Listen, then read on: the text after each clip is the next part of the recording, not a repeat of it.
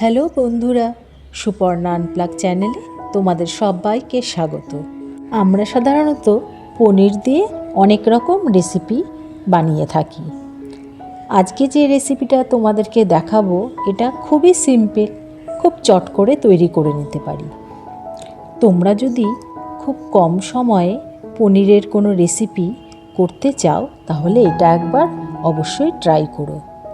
এই রেসিপিটা করবার জন্য আমি 500 গ্রাম মতো পনির নিয়ে এসেছি। পনিরগুলো কিউব করে কাটাই ছিল, মানে কেটে দেয় আমাকে। তোমরা নিজেদের মতো শেপ করেও কাটতে পারো। আর লাগবে 4-5 কোয়া রসুন আর 4-5টা মিডিয়াম সাইজের টমেটো।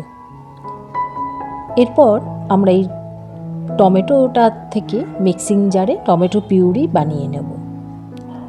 ব্যাস, আমাদের মোটামুটি জোগাড় হয়ে গেছে।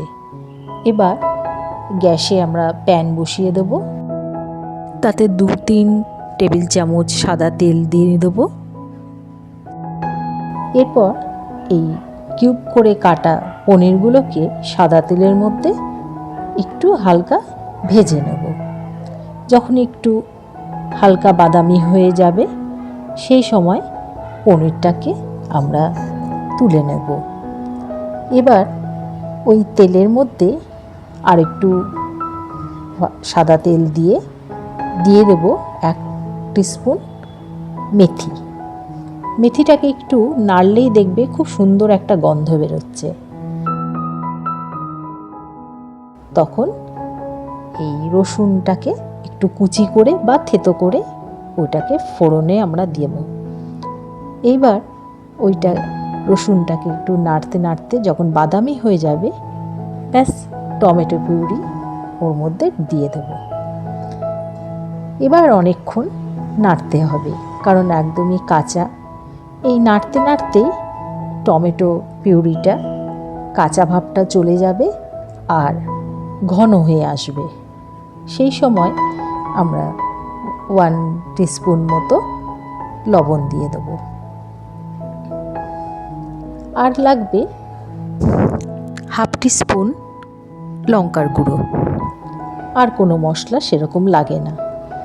এবার এইভাবেই নাড়তে নাড়তে যখন টমেটো পিউরিটা বেশ একটু ঘন হয়ে আসবে তখন দিতে হবে 1 টিস্পুন চিনি, স্বাদটাকে ব্যালেন্স করার জন্য।